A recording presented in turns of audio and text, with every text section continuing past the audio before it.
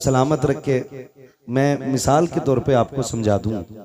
ज़रूरी नहीं है कि 2-4 कलाम पढ़ने वाला ही सना खान हो, 1 घंटा माइक पे बोलने वाला ही हुजूर का मद्दा हो। नहीं नहीं, हकीकत यह है कि 1000 बार बशोयम देन से मुश्को गुलाब हुनूज नामे तू गुफ्तन कमाले बेशक।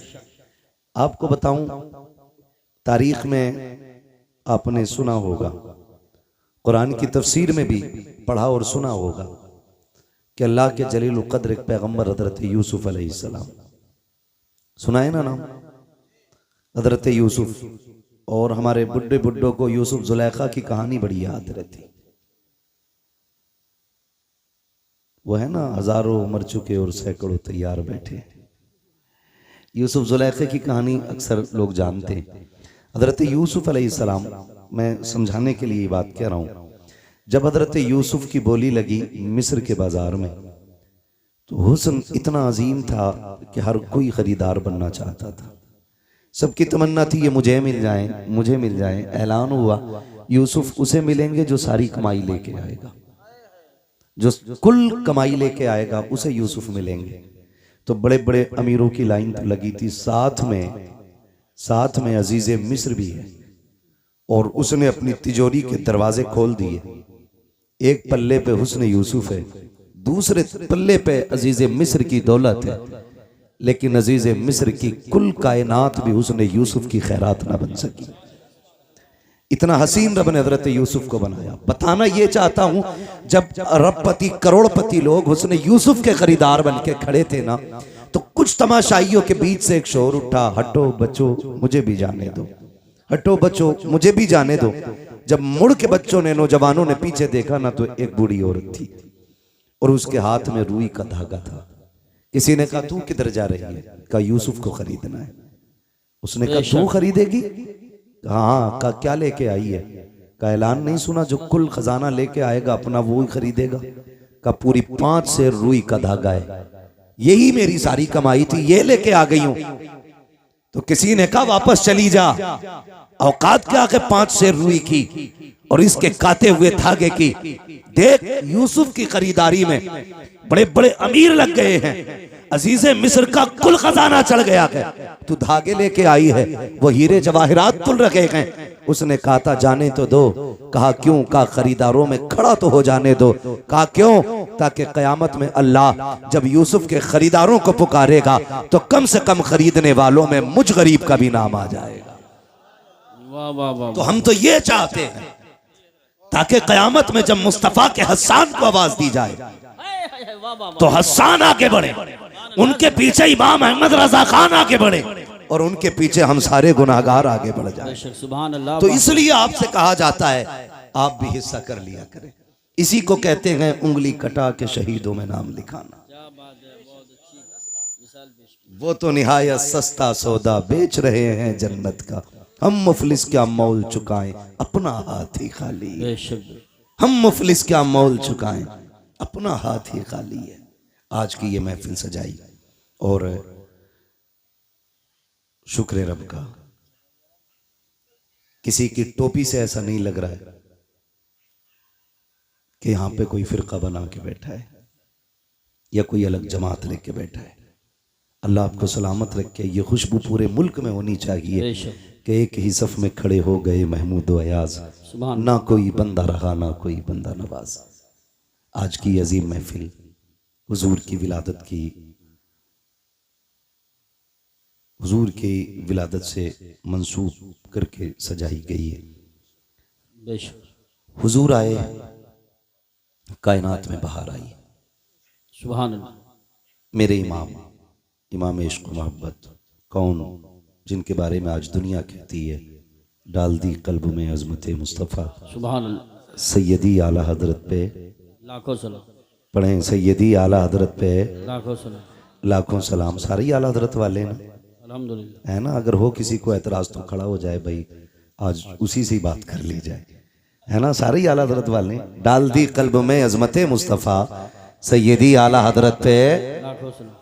मैंने तो सुना था जवानों की जवानी बड़ी ताकतवर होती है, लेकिन आपको लग के मुझे लोगों के बुढ़ापे अच्छे लग रहे हैं ना। इस पूरी बेल्ट में जवान बैठे हैं और आवाज सबसे हल्की है आपकी। मैं आपको बता दूं ये हुजूर की महफिल है। बेशक। कई बार ऐसा भी होता सुभान अल्लाह कहने में लोग शर्म महसूस करते हैं, कुछ ये सोचते हैं ये तो छोटे लोगों का काम है, हम तो बड़े लोग हैं जी। हम सुभान अल्लाह क्यों कहें? एक बात याद रखिए, ये हुजूर की महफिल है। यहाँ जितने बड़े होके बैठोगे उतने छोटे होके जाओगे, बेशक। और यहाँ जितने छोटे होके बैठोगे अल्लाह उतना ही बड़ा बना के आपको वापस करेगा।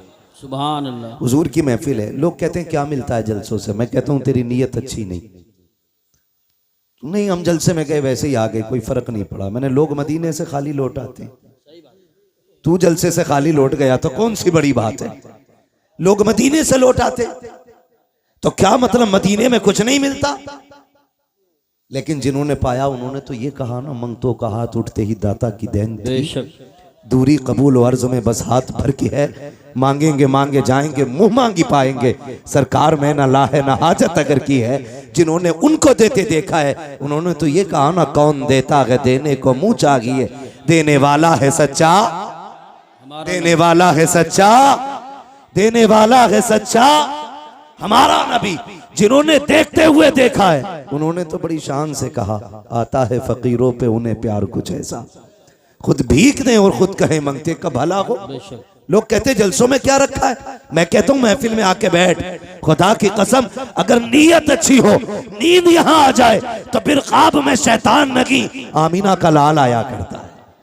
सुभान अल्लाह। हुजूर ख्वाब में आते हैं। फरमाया गया जिस जगह पर अल्लाह और उसके रसूल का जिक्र होता है उस जमीन को जन्नत की क्यारी बना दिया जाता है। बेशक बेशक बेशक। और कितनी बड़ी बरकत चाहिए, जन्नत की क्यारी बना दिया जाता है।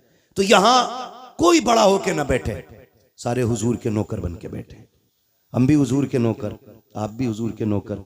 मेरी नौकरी नबी नबी करना है, आपकी नौकरी नबी नबी सुनना है, सुभान है ना?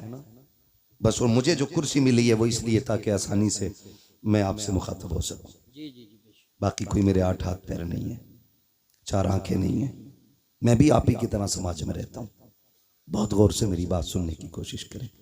ये महफिल सजाई, अल्लाह इस महफिल के सदक़े में हर घर में बरकत अता फरमाए। आमीन। हुजूर आए, मेरे इमाम इश्क मोहब्बत ने, सरकार आला हज़रत ने फरमाया, आला हज़रत फरमाते मसला आला हज़रत का भी है, मतलब लफ्ज़ आला हज़रत पे भी बड़े झगड़े रहते हैं और रज़वी बरेलवी के भी बड़े झगड़े रहते हैं। एक बात मैं बता दूं, हर वली हर पीर की कोशिश और जिम्मेदारी ये है कि वो बंदे को खुदा तक पहुंचाए। जी बेशक।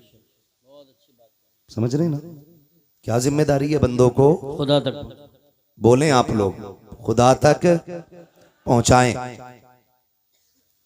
हर वली की यह जिम्मेदारी है। अब रह गई छोटे बड़े के झगड़े की बात, तो आला हजरत बड़े हैं या शराफत मियां बड़े हैं, शाजी मियां बड़े हैं, वारिस पाक बड़े हैं, साबिर पाक बड़े हैं, ये फैसला वो करे जो इनसे बड़ा हो। जी जी सही बात है, बिल्कुल सही फरमाया। बहुत गौर से मेरी बात सुनिए, ये फैसला वो करे जो इनसे बड़ा हो, और अगर इनकी बराबरी की भी औकात नहीं है ना तो फिर यही कह तेरे टुकड़ों पे पले गैर की ठोकर पे न डाल। वाह वाह वाह वाह। झड़कियां खाएं कहां छोड़ के सदका तेरा, सदका तेरा। और याद रखिएगा कुछ लोग सिर्फ अकीदत की बुनियाद पे माने गए, कुछ अजमतों की बुनियाद पे माने गए, लेकिन कुछ लोग वो हैं जो अपने कारनामों की बुनियाद पे माने गए। बेशक बेशक। सुभान। समझ रहे ना मेरी बात? कारनामों की बुनियाद पे माने गए, और अपने कारनामे की बुनियाद पे माने जाने वाले लोगों में एक नाम सरकार आला हजरत का नाम भी है। बेशक।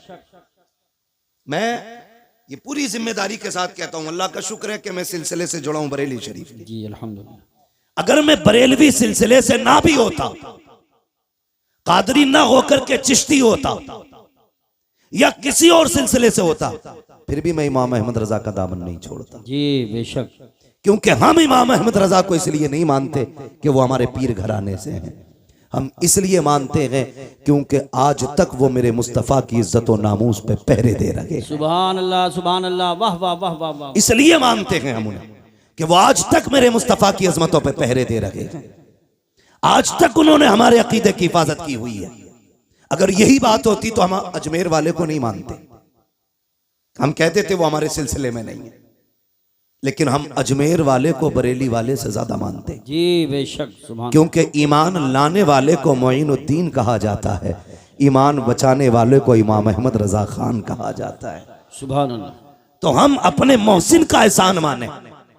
अब अंगूठा छाप दौर नहीं रहा, अब सारे पढ़ने लिखने वाले लोग हैं। अब किसी के कहने पे किसी को नहीं माना जाएगा, अब देख करके काम माना जाएगा।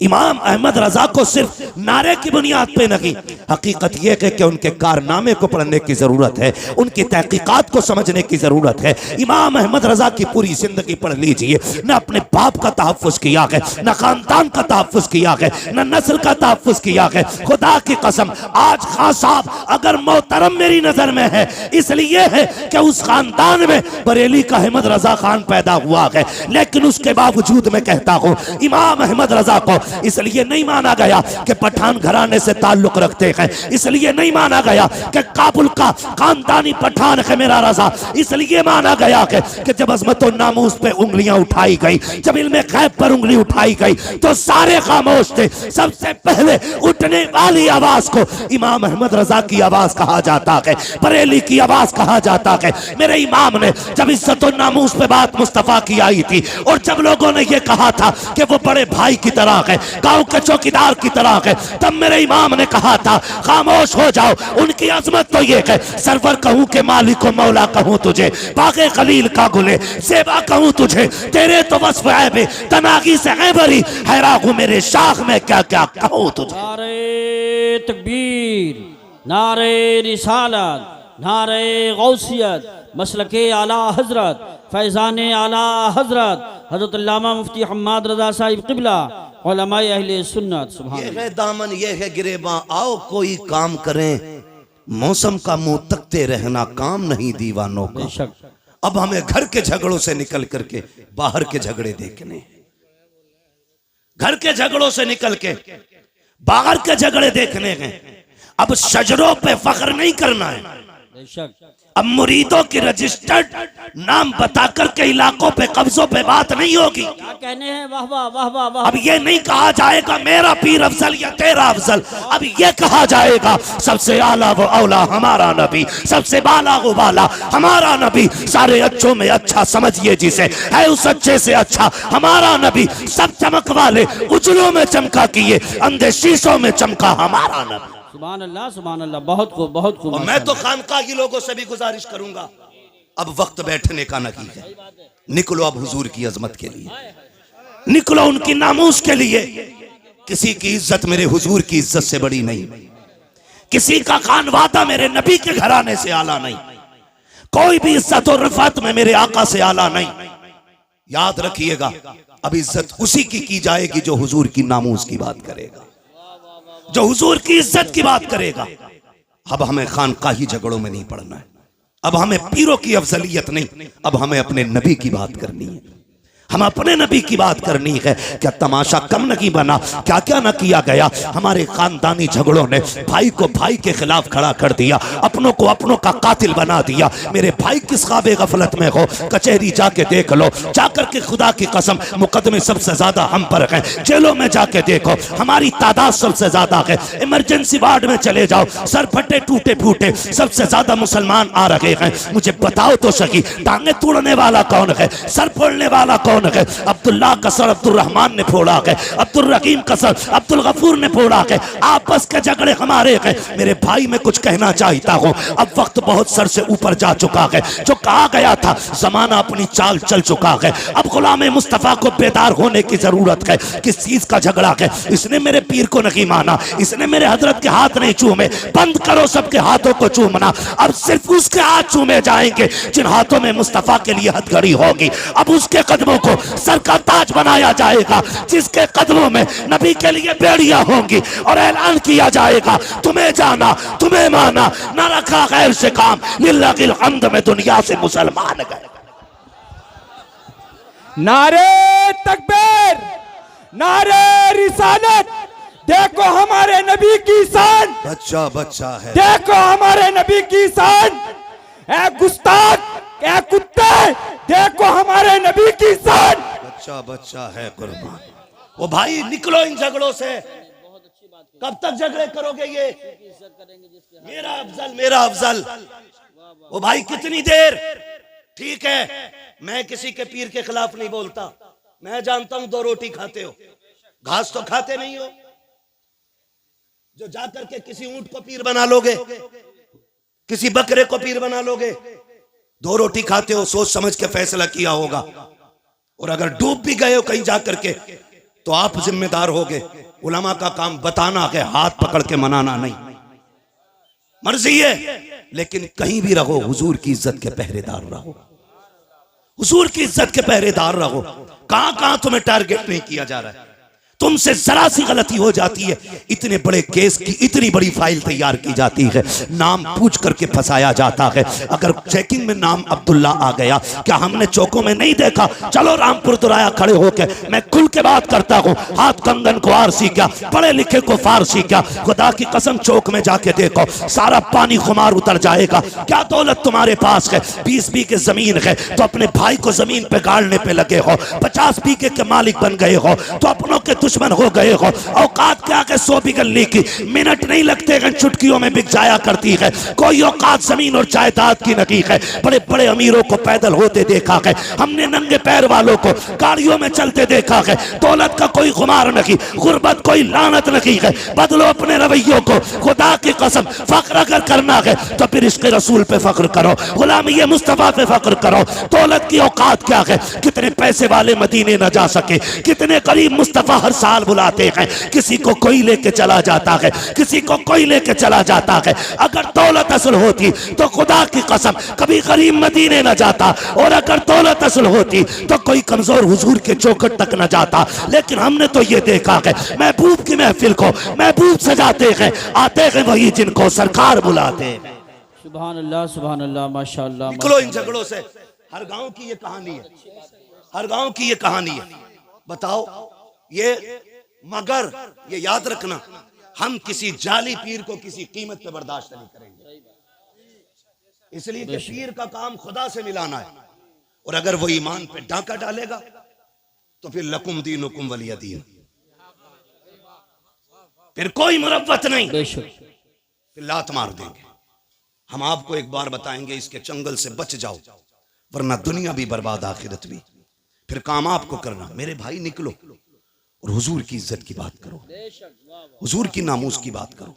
कुत्ता भौंक के कहता है, मैं तो उसे खिंजीर कहते हुए भी खिंजीर की तौहीन समझता हूं, जिसने 2 रातें पहले मेरे हुजूर के खिलाफ भौंका। मैं वो जुमले नहीं दोहराना चाहता, लेकिन उसको औकात दिखाना चाहता हूं। आज जो तेरा नापाक वजूद जमीन पे है, उसी मोहम्मद अरबी का सदका है। बेशक, वरना अगर हुजूर ने औरतों को इज्जत ना बख्शी होती तो तेरी मां किसी घर में सुकून से नहीं होती, या तो बाजार में बिक गई होती, या पैदा होते ही कत्ल कर दी गई होती। बकवास करते हुए शर्म नहीं आती? ओ भाई, अपने हुजूर के किरदार को जमाने तक काम करो। डॉक्टर इकबाल का वो शेर, यूं तो सैयद भी हो, मिर्जा भी हो, अफगान भी हो, तुम सभी कुछ हो, बताओ कि मुसलमान भी हो। है पठान कुर्सी में बैठा तो किसी अंसारी को जगह नहीं, तुरक बैठा तो कोई फकीर बर्ग बगल में नहीं बैठ सकता। ये अफजलियत है, ये शानो शौकत है। शानो शौकत तो तब पता चलती है जब अल्लाह की बारगाह में किसी बंदे के तज़किरे किए जाते हैं। हाँ, इज्जत वाला वो है जो रब के नजदीक इज्जत हो, अजमत वाला। तेरे मेरे फैसलों से क्या होता है? आज हम इन्हीं झगड़ों में पड़े हुए, तो इस लायक नहीं वो इस लायक नहीं। सुने, हुजूर ने करम सब पे किया है। मेरे इमाम ने क्या कहा था? खुदा की कसम, वो जो न थे तो कुछ न था, वो जो न हो तो कुछ न हो। जान है वो जहान की, जान है तो जहान है, जान है तो जहान है। सुने, मैं तो खुल के कहता हूं, खुल के कहता हूं, जिस के घर में बेटी है, वो किसी भी धर्म, किसी मजहब, किसी भी मिल्लत का हो, अगर हया वाला है ना, तो फिर मेरे नबी की आमद का झंडा जरूर लगाए। सुभान अल्लाह, वाह वाह वाह वाह। इसलिए कि बेटी किसी के भी घर की हो, किसी के भी घर की बेटी हो, उसकी इज्जत मदीने वाले के सदके में महफूज है। बेशक बेशक। मैं बेशुमार मुल्कों की कहानी आपको सुना सकता हूं, लेकिन मैं सिर्फ चंद बातें आपसे करूं, चंद बातें। इसी मुल्क की सच्चाई यह थी कि अगर शोहर मर जाता था ना, तो बीवी को जिंदा चिता पे जला दिया जाता था, है ना, जिसे सती बोलते थे ना, सती करना, जिंदा जला दिया जाता था। अगर जिंदा ना जलाया जाता तो एक कमरे में 40 दिन के लिए बंद किया जाता। या तो वो घुट के मर जाती, और अगर बच जाती जिंदा तो उसका मुंह काला किया जाता, और उसको गधे पे बैठा के पैर में गले में जूतियों का हार डाल के घुमाया जाता, और ये कहा जाता ये वो मनहूस औरत है जिसकी वजह से इसका शोहर मर गया। हुजूर आए, सुभान अल्लाह, हुजूर आए, सुभान अल्लाह। 40 साल की बेवा खदीजा से निकाह किया और जमाने को बता दिया औरत पैर की जूती नहीं होती, क्या कहने हैं। औरत घर की शान होती है। बेशक। जो जिंदा जलाया करते थे उन्हें यह बताया बेवाएं मारने के लिए नहीं, बेवाएं जिंदा रखने के लिए हुआ करती। सुभान अल्लाह, वाह वाह वाह वाह। बहुत गैरत क्यों नहीं आती, गैरत क्यों नहीं आती। वो भाई हुजूर आए, बेटियां मुस्कुराई। छोटी बड़ी दौलत है, छोटी इतनी बड़ी दौलत बेटी की है, खुदा की कसम इस जैसा हमदर्द नजर ही नहीं आता। सही बात, यही बात है। इस जैसा हमदर्द नजर ही नहीं आता। हम लोग सफर में रहते हैं, आकिल भाई हैं, यूसुफ भाई हैं, ये उलमा है जो परदेश रहते हैं, अल्लाह ने बेटियों से नवाजा है। खुदा की कसम अगर 4 दिन लेट हो जाते हैं, बेटियां फोन करने लगती हैं, अब्बा बताओ ना कब आओगे, दिल नहीं लग रहा है, तुम आओगे तब अच्छा लगेगा। इस दौलत से तो हम महरूम ही रह जाते अगर मेरे नबी नहीं आते। आक़ा करीम आए, आने के बाद एक ऐलान किया था, लोगों मेरी फातिमा मेरे जिगर का टुकड़ा है। हुजूर ने अपनी फातिमा को एक बार कहा, पूरी कायनात बेटियों को जिगर का टुकड़ा समझने लग गई है। आक़ा करीम ने ऐलान फरमाया था, रब ने जिसको 3 बेटियां अता की उसने पाल पोस के बड़ा कर दिया, इज्जत से रुखसत कर दिया। आका फरमाते उसको जन्नत की जमानत मैं दे रहा हूँ। 2 बेटियों वाला खड़ा हुआ, उसने कहा था महबूब जिस पे 3 हो वो तो जन्नती है, क्या 2 वाला महरूम रह जाएगा। फिर मेरा नबी मेरे करीम से कर कतरा किसी ने मांगा, दरिया बहा दिए गए, तुरे में बहा दिए गए। आला हजरत ने कसम खुदा की कलम तोड़ दिया। मेरे नबी से पूछा आका 3 वाला जन्नती है, 2 वाला महरूम रहेगा। तब मेरे नबी ने कहा था नहीं, जिसकी 3 बेटियां वो भी जन्नती है, जिसको रब ने 2 बेटियां दी, पाल पोस के बड़ा कर दिया, इज्जत से रुखसत कर गया, वो भी जन्नती है। फिर एक वाला खड़ा हुआ, उसने कहा या रसूल अल्लाह 3 वाला भी जन्नती, 2 वाला भी जन्नती, मुझे तो 1 बेटी मिली है। आका क्या मैं, मेरे नबी फरमाते हैं तू भी जन्नती है। फिर जब 3 वाला, 2 वाला, 1 वाला, तीनों जन्नती हो गए, फिर वो खड़ा हुआ जिसकी गोद में बेटी ना थी। तब उसने कहा या रसूल अल्लाह मुझ पे तो बेटी कोई नहीं। मेरे नबी ने फरमाया अच्छा 3 वाला भी जन्नती है, 2 वाला भी जन्नती है, जिसके पास 1 बेटी है वो भी जन्नती। आगे आका कहते हैं जिस पे बेटी ना हो लेकिन बेटी की तमन्ना हो, इसी तमन्ना के साथ मर गया, मैं हाथ पकड़ के उसे जन्नत में दाखिल कर डाला। नारे तकबीर, नारे रिसालत, नारे गौसियत, मसलके आला हजरत, फैज़ान आला हजरत, जश्न ईद मिलादुन नबी मुफ्ती हम्माद रजा साहिब क़िबला। सुभान अल्लाह, सुभान। तवज्जो है सारे लोगों की।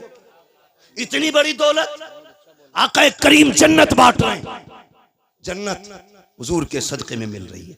मैं खुल के कहता हूं जिसके घर में 1 भी बेटी है ना, वो मेरे नबी के नाम का झंडा लगाए, बेशक मेरे नबी के नाम का झंडा लगाए। भाई मेरी तरफ पंखा ना कीजिएगा भाई, नुकसान देगा बाबू, पंखा उधर ही रहने दो। तवज्जो है ना, एसी वाला मसला मुकर्रिर का होता है, शायर का, ये जितना गर्म होता उतना ही बंदों को ठंडा करता चलता है ना। एसी ठंडी हो जाए तो फिर हवा ठंडी नहीं होती है। तवज्जो है सारे लोगों की। चलूं आगे। जी इरशाद। बेटियां हुजूर के सदके में मिली, हुजूर के सदके में ये रिश्ते। आपसे एक बात कहूं खुदा के वास्ते, खास करके हमारा ये इलाका जितना भी आता है, रामपुर, मुरादाबाद, संभल, अमरोहा तक, उधर बरेली तक, हमने ना तबाही मचा रखी है। दिल के पपोले जल उठे सीने के दाग से, इस घर को आग लग गई घर के चिराग से। बाहर के झगड़े उतने नहीं थे जितने घर के हो गए। और याद रखिएगा, बंदा पूरी दुनिया से लड़ सकता है लेकिन अपनों में आके टूट जाता है, अपनों से नहीं लड़ सकता। आप कहेंगे ये बात मैंने कैसे कर दी? बुरा ना माने, जिसके घर हम बेटी लेने जाते हैं ना, वो भी हमारा अपना है या अपना होने वाला है, और जो बेटी लेने आया है ना, वो भी हमारा अपना है या अपना होने वाला है। निकाह से पहले क्या कसाईयों वाली हरकत हमारी नहीं होती है? कसाई मीन्स बिरादरी मत लेना, मैं मजबूती दे दिल की मुराद ले रहा हूं इसमें। चलो इसकी जगह दूसरा जुमला बोलने, जल्लाद होते हैं हम लोग, जल्लाद होते हैं। 10 लाख देगा तो बारात आएगी, वरना जा अपनी बेटी की बारात कहीं से मका ले। मुझे बता, हुजूर आए तो बेटियां पैदा होने के बाद कम से कम पैदा होते ही मार दी जाती थी, उनके पालने का तो एहसास नहीं था। जी जी। आज 20 साल की बेटी को जब आग लगाई जाती है ना, तो सिर्फ एक बेटी नहीं मरती, कई खानदान मर जाते हैं। सिर्फ एक गाड़ी के लिए अगर बहू के गले में फांसी का फंदा डाला जाता है ना, तो सिर्फ एक औरत का गला नहीं घुटता, कई खानदानों का गला घुट जाता है। क्यों? हुजूर बेटी बचाने आए हैं ना, और उम्मत की जिम्मेदारी थी बेटी की हिफाजत करती, और बेटी ही उम्मत ही बेटी की कातिल बन बैठी। आप कहें हमने तो किसी को नहीं मारा, चलो आपने अपना हाथ नहीं लगाया। अगर कोई गरीब गुर्बत की वजह से उसकी बेटी को कोई अपना नहीं रहा था और वो ट्रेन के आगे कूद के खुदकुशी कर लेता, तो बताओ इसके कत्ल में किसका हाथ है? कहीं ना कहीं हम जिम्मेदार नहीं है। नौजवानों जरा दिल पे हाथ रख के मेरी बात सुनो, मैं जन्नत बांटने नहीं आया, अलबत्ता हुजूर की बात आप तक पहुंचाने आया हूं। मेरा काम ही सिर्फ इतना है कि आका का पैगाम आप तक पहुंचाऊं, और ये जो सारी बात हम करते हैं हुजूर की बातों को आसान करके आप लोगों तक पहुंचाते हैं ताकि आप आसानी से समझ जाएं। तवज्जो है सारे लोगों की? जी जी। क्या ये हकीकत नहीं है? लोग आते नहीं है मस्जिदों में, इमामों से पूछो, आके रात की तन्हाई में कहता तावीज दे दो। लोग आते रिश्ता करने के लिए, लौट जाते हैं, पता नहीं क्या हो जाता। बेटी नेक भी है, खूबसूरत भी है, लेकिन इतना है, मैं उसकी मांगी हुई गाड़ी नहीं दे सकता, अलबत्ता मेहमानों को इज्जत की 2 रोटी तो मैं भी खिला देता हूँ। खुदा की कसम कमी कहीं नहीं रखी जाती है। हमारे खानदानों के इख्तलाफात, हसद की आग इतनी लगी रहती है। जहाँ किसी की बेटी की रिश्ते की बात आई, करवट वाला पता लगाता कहाँ के लोग आए थे, कहा फला जगह के, क्या हुआ कि 5000 रुपए दे गए अपना के। तो इतनी फिक्र उसको नहीं होती है जिसके घर रिश्ता हो रहा है, जितनी पड़ोसी को होने लगती है। कहता नंबर पता करो, नंबर निकालो, ढूंढ के नंबर निकाल के कहता यार तुम ही आए थे कल लड़की देखने? कहा हाँ आए तो थे। कहा तुम्हें कुछ और पता चला? कहा क्या? कहा बस रहने दो, अगर नहीं पता तो हम क्या बताएं।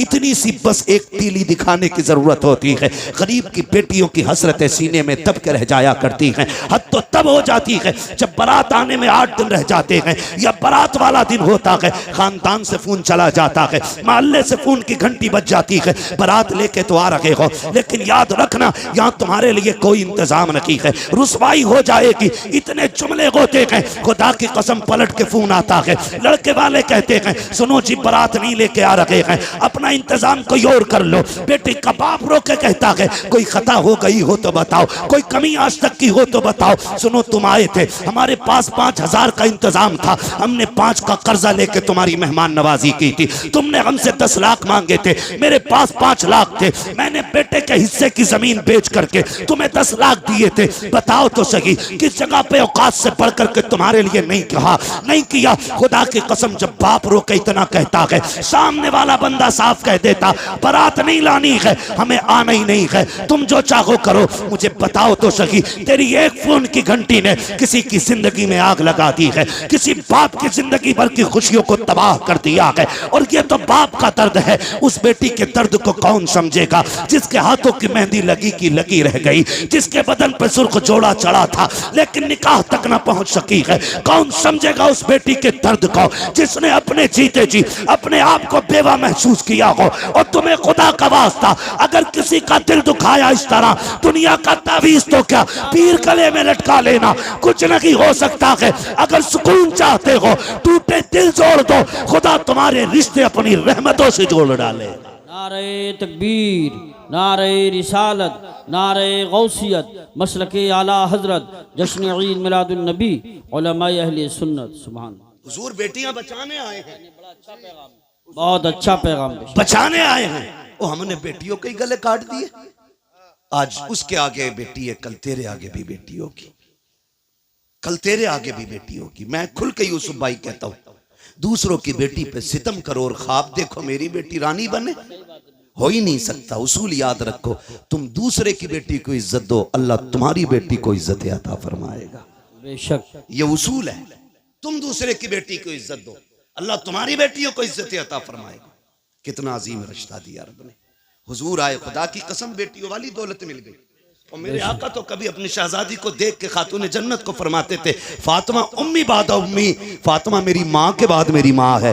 यानी आका फरमाते थे मेरी माँ के बाद अगर किसी ने सबसे ज्यादा मुझसे प्यार किया है तो मेरी फातिमा ने प्यार किया है। सुभान अल्लाह, माशा ये हुजूर फरमाते थे मेरी फातिमा मेरी माँ के बाद मेरी माँ, यानी कि जो ख्याल मेरी माँ ने मेरा रखा था उसके बाद मेरी फातिमा ने मेरा ख्याल रखा। खुदा की कसम, माँ के बाद अगर किसी लहजे में माँ का प्यार दिखता है ना तो वो बेटी का लहजा होता है। माँ के बाद अगर किसी को फिक्र होती है ना तो वो बेटी को होती है। गलत नहीं कह रहा हूं, लिख लो मेरे भाई। आज बीवियों के लिए, मैं बुराई नहीं कर रहा हूं बीवियों की, इस्लाम ने औरत को भी हक दिया, माँ को भी हक दिया, बहन को उसका हक दिया। इस्लाम से बेहतर तो कोई भी धर्म का दावा करने वाला वो इंसान को हक इंसानियत का दे ही नहीं सकता, दे ही नहीं सकता। आज बकवास कर रहे हैं इस्लाम ने औरत को हक नहीं दिया। मैंने कहा बेगैरत, तुझे तो एक हक मिला है मगर इस्लाम ने बेटी को दो दो जगह हक दिला है। बाप के घर भी बेटी का हक है बेशक, और शोहर के घर भी बेटी का हक है। बेशक इतनी इज्जत है किसने दी? इस्लाम ने, इस्लाम ने इतनी इज्जत बख्शी है। भाई सुने गौर से, बेटी के रिश्ते बड़े अजीम होते हैं। आपसे इतनी गुजारिश है, छोटी सी बात, भले उम्र एक कम कर लेना लेकिन बेटी को उसका हक दे के मरना। बेशक बेटी को उसका हक दे के मरना। हम बड़े सितमगर लोग हैं, हम बड़े जालिम हैं। बेटी पैदा होना, मुंह उतर जाए, मुंह उतर जाए, क्या हुआ, ये तो पराए घर चली जाएगी। अब्बा कह रहा है बात बात में, कब टूट गया ना, सही से काम करे कर, पराए घर जाना है। बर्तन अगर मैला रह गया, माँ कहती है सही से बर्तन धोया कर, पराए घर जाना है। कितनी बार उसे अजनबी होने का एहसास दिलाते हो यार, कितनी बार रुलाते हो उसे जिंदगी में। क्या वो ये नसीब लेके नहीं आ सकी कि उसे कोई अपना भी कह सके? बाप के घर उसे पराए घर वाला कहा जाता है। और जब 18 साल बाप की नौकरी करके ससुराल जाती है, वहां कोई कमी हो जाए तो कहती है पराए घर से आई है। क्या दिया तुमने यार, क्या दिया तुमने उसे? एक हवेली का हक न दे सके। हजरत दुआ करना 7वां उम्र है। बेटी को क्या दिया? का कुछ नहीं जी, आग लगे तेरे सफर में। बेटियों का हक खा के हज करने जा रहा है, अल्लाह मुंह पे मारेगा ऐसी इबादतें। वो कहेगा बंदे का हक अदा नहीं किया, मेरा हक अदा करने आया। लाजिम है आप पे, आप बेटी का हक दे के जाओ। वरना इतना जरूर कर लेना, कम से कम 16 कमरों वाली हवेली में एक छोटा सा कमरा बेटी के नाम कर जाना। सोच रहे हैं ना मैं क्या कह रहा हूं? 20 कमरे की हवेली में एक छोटा सा कमरा बेटी को दे जाना, ताकि कल तेरे इंतकाल के बाद अगर वो आए तो अपना हक समझ के हवेली में पैर रख सके। भाई और भाभी की इजाजत की मोहताज ना हो। खुदा की कसम, बेटियां तब नहीं टूटी जब बाप का आंगन छोड़ के प्रदेश गई हैं। बेटियां तब टूट जाती हैं जब उन्हें मैके आने के ताने मिला करते। कहां के इंसान हैं हम? कितनी इंसानियत हमारे बीच में? मुझे बताएं, अपनी बहन रोते हुए दरवाजे से जाए तो फिर तुझे इंसान कहलाने का हक किसने दिया? एक कमरा बेटी को दे के जाना, वरना कई बहनें रो के कहती हैं 7 साल हो गए भाई बुलाने नहीं आया। अब्बा थे तो मैं हर 8 दिन में, महीने में चली जाती थी। जब से बाप का जनाजा उठा है मैं तो मैं कहीं भूल गई। क्यों? क्योंकि हमें दौलत प्यारी हो गई, रिश्ते प्यारे नहीं रहे। खुदा का वास्ता यार, बहनों के साथ ये सितम न किया करो। क्या बिगाड़ा बहनों ने हमारा? क्या बिगाड़ा? यही कि 18 साल बिना तनख्वाह के हमारे वक्त पे कपड़े धुलती रही, बगैर कहे हमें बिस्तर बिछे मिलते रहे। यह कसूर था बहन का कि जब भी तू परदेश से आया कभी तुझे ठंडा खाना नहीं खाने दिया। यह खता थी बहन की। बहनें कहती रही मेरा भाई यूसुफ आता होगा, मेरा भाई आकिल आता होगा, मैं उस वक्त रोटी पकाऊंगी जब यह दस्तरखान पे बैठेगा। बता इतनी फिक्र कौन करेगा? उसके लिए तुमने बहन छोड़ दी जो पका के रख के कहती किचन से निकाल के खा ले, जो कहती मुझे वक्त नहीं है, तू लेट आया, खाना मैंने वक्त पे बनाया था, उसके लिए बेटियां छोड़ दी। बदलो यार अपने आप को। खुदा की कसम बहुत बड़ी नेमत हुजूर के सदके में बहन की शक्ल में मिली है, बहुत बड़ी दौलत बेटी की शक्ल में मिली है। और मैं तो खुल के कहता हूं जिसने आजमाया ना हो आजमा लेना। जाओ तुम्हारी मर्जी करे, 8 दिन के लिए दिल्ली मुंबई या दुनिया के किसी कोने में घूमने के लिए चले जाओ, फिर जब पलट के आना जानबूझ के ताखीर से घर पे आना, 1 बजे 2 बजे रात को आना। बेटी अगर समझदार हो चुकी है आके दरवाजे पे खड़े होकर कुंडी खटखटाना। मैं अल्लाह की इज्जत की कसम खा के कह सकता हूं सबसे पहले दरवाजे पे दौड़ के आने वाली जात जो होगी वो तेरी बेटी की जात होगी। सबसे पहले आवाज देने वाली जो जात होगी वो तेरी बेटी की आवाज होगी। और अगली बात सुन लो, रात के 1 बजे आना, कहना बेटी भूख लगी है, खुदा की कसम कितनी भी तुझे भूख लगी हो, कहना जल्दी कर ठंडी रोटी लेके आ। वो कहेगी अब्बा भी धक्के खा के आया है, परदेश से आया है, क्या घर आके भी ठंडी रोटी खाएगा? वो तेरी बेटी तुझे ठंडी रोटी नहीं खिलाती है क्योंकि तू उसका बाप है। तो तुम्हारे दिलों पे कैसे पत्थर लग जाते हैं कि जायदाद बेटों को दे जाते हो, बेटियों को तुम महरूम कर जाया करते हो। क्या बेटियों का रिश्ता तुमसे नहीं है? खता क्या है बेटी की? क्या वो बेटी का इसलिए उसको छोड़ा जा रहा है? वो मर्द नहीं है। कहा नहीं जी, बेटियां पराए घर जानी है, बेटा अपने घर रखेगा। याद रखिएगा बेटा अगरचे बुढ़ापे का सहारा होता है लेकिन बेटियां माँ बाप के लिए आखिरत का सहारा हुआ करती हैं। सुभान अल्लाह माशाअल्लाह। बदले अपने रवैये। और मुझे बात याद आ गई, अच्छा पैगाम। वक्त भी मुकम्मल हो चला है, आखिरी बात कह के बस मैं बात खत्म कर लूं। अल्लाह आपको सलामत रखे। और बोलिए। सुने बहुत गौर से, बात पुरानी है लेकिन बरमहल कह रहा हूं जी इरशाद। बहुत गौर से मेरी बात सुने। कभी कभी ना बेटियां वो कर देती हैं जो बेटे नहीं कर पाते,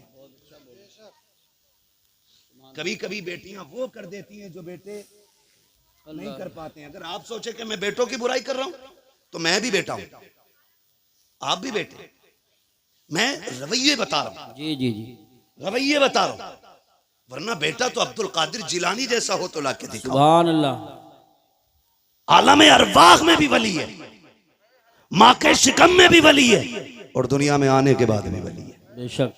जिसके तीनों दौर विलायत के, मगर प्रदेश जाते जाते माँ ने हाथ फैला दिया। अब्दुल कादिर जी अम्मी हाथ ला रख दिया। क्या बात है, एक वादा करके जाओ, कभी झूठ नहीं बोलना, झूठ नहीं बोलना। बात देखने में छोटी है लेकिन गहराई में जाओ तो बहुत बड़ी बात थी। हाथ पे हाथ रख दिया। मां जानती थी आगे डांकू मिलने वाले, ये भी जानती थी कि अब्दुल कादिर के पास उन्हें सोना नहीं मिलेगा। मां ने कहा झूठ नहीं बोलना। अम्मा ठीक है, झूठ नहीं बोलूंगा, ये कह के चले। मां ने सीने से लगाया, रोते हुए रुखसत किया। बेटे को दर्द होता है जब बेटा मां से जुदा होता है ना, बेटे को दर्द हो ना हो लेकिन मां का कलेजा आंखों में आ जाता है। अगर कहूं तो उस वक्त में जब बेटे माओ से दूर होते हैं ना तो मां का दिल आंखों में धड़कता है। वो आंखों से नहीं दिल से बेटे को देखती है। घर से निकल गए, डाकुओं ने रोका, सबको पता है, सबको लूटा। बात बगदाद वाले की आई। सरदार ने बुला के पूछा कुछ है? कहा हाँ। कहा क्या? कि 40 सोने के सिक्के। किधर हैं? कहा मेरी मां ने सदरी में सिले थे। बंद तोड़ा, खन खन गिरे। डाकू के सरदार ने कहा इतना सोना सच बोल के तुमने लुटवा दिया, झूठ बोल देते तो बच जाते। मेरे गौस पाक ने फरमाया घर से चला था, मेरी माँ ने कहा था झूठ ना बोलना। अगर मैं झूठ बोल देता मेरी माँ से किया हुआ वादा टूट जाता। माँ के वादे पर हजारों सिक्के कुर्बान, लेकिन माँ का वादा झूठा नहीं करना है। तड़प गया सरदार। उसने कहा कैसा बच्चा है, कैसा बच्चा है, हम खुदा का वादा भूल गए, तू माँ का वादा याद किए हुए है। तू है कौन? कहा मैं हसनी हुसैनी सैयद हूं। कदम पकड़ लिए, तेरी नस्ल पाक में है। सुभान अल्लाह। बच्चा बच्चा नूर का, तू है ऐने नूर तेरा। सब घराना नूर। नींद लगने लगी है? नहीं लग रही ना? तेरा सब घराना नूर का। उसने कहा हाथ बड़ा, फिर तौबा करा। कहा क्यों? कहा अगर तू इतना सच्चा है, तेरा खानदान कितना सच्चा होगा। फिर तौबा की, खुदा की कसम जब उसने तौबा की तो सारे चेले आ गए। उस्ताद जी चोरी साथ की थी, फिर जन्नत में साथ जाना है, सुभान अल्लाह। जन्नत में भी साथ जाना। और ये बगदाद वाले का कमाल था, जिसे तौबा कराते थे खाली जन्नती नहीं, रब का वली बना दिया करते थे। फरमाया गया जितनों ने हाथ पे तौबा की थी उस दिन अल्लाह ने सबको वली बना दिया, सुभान अल्लाह। सबको वली बना दिया। सर भला कोई क्या जाने के है कैसा तेरा, औलिया मलते हैं आंखें वो है तलवा तेरा। बेशक। अलहमा कहर है गौस वो तीखा तेरा, मर के भी चैन से सोता नहीं मारा तेरा। चलूं आगे? तो ये ख्वाहिश है। और बोलिए। कभी कभी ऐसा होता है, थके तो नहीं है? देखो एक मसला अगर सुनना है तो सब बोलो, तकरीर के लिए सुभान अल्लाह बोलो, हाथ उठा के सुभान अल्लाह। मैं आपकी मोहब्बतों पे कुर्बान जाऊं। मुझे प्रधान जी ने बताया और हमारे अब्दुर्रऊफ भाई ने बताया कि पूरे गांव को बड़ी बेकरारी से इंतजार था। तो मैंने कहा प्रधान जी आज रब ने आपके दस्तरखान पे टुकड़े लिखे थे, आ गए। फर्क इतना है दस्तरखान तुम्हारा है, रिस्क हमारे हिस्से का था, बेशक। खा लिया है। ठीक है जी, तवज्जो है सारे लोगों की। मैं थोड़ी देर बढ़ा दे रहा हूं बात, अल्लाह आपको सलामत रखे। मसला ये भी है प्रधान जी कि मुझे कल भी कहीं बोलना है, किसी को इतना ना चाहो कि दम निकल जाए, है ना? अल्लाह आपको सलामत रखे। तवज्जो है सारे लोगों की। बात बढ़ाऊं जरा, कह दें या रसूल अल्लाह। या रसूल। मैं बात अर्ज कर रहा था, कभी कभी बेटियां वो कर जाती हैं जो बेटे नहीं कर पाते। क्या आप देखें, माँ बाप बूढ़े हुए, खांसने लगे, बहू ने क्या कहा, देखो जी जब ये खांसती है ना तुम्हारी अम्मा तो हमें पलटी होती। क्या करने का है? इनको इतनी दूर कर दो कि मुझे खांसी की आवाज ना आए। तो बेटा चूंकि आजकल है बीवी का गुलाम, मैं नौजवानों एक बात कह दूं, वो औरत जो तुम्हें तुम्हारे मां की फर्माबरदारी से अलग ना करे, उसकी इज्जत में कमी मत करना। बहुत अच्छी बात। और जो बीवी तुम्हें तुम्हारे माँ बाप से अलग करने पे तुल जाए, फिर उसके साथ कोई रहम ना करना। इसलिए कि बीवियां 1000 मिल सकती हैं, माँ बाप दोबारा नहीं मिल सकते हैं। बेशक बेशक। और मैं तो बहन बेटियों से कहूंगा, जिसकी भी बहन हो तो मेरी भी बहन हो, किसी की बेटी हो तो मेरी भी बेटी हो। मैं तो ये कहूंगा तेरी जन्नत तेरे शौहर के कदमों में है और उसकी जन्नत मां के कदमों में है। तुझे अपनी जन्नत बचानी है ना, तो उसकी जन्नत को दूर ना करना। तू अपनी जन्नत की फिक्र कर, शौहर की जन्नत की भी फिक्र कर, वरना खुदा की कसम माँ इतनी बड़ी दौलत है, जब माँ चली जाए ना तो भरे घर खाली लगते हैं, भरे घर खाली लगते हैं। आसान लगता है ना, इसकी माँ नहीं है कहना। कभी यतीम से पूछो माँ बाप क्या होते, कभी उससे पूछो जिसके सर पे माँ का साया ना हो, घर कैसा लगता है।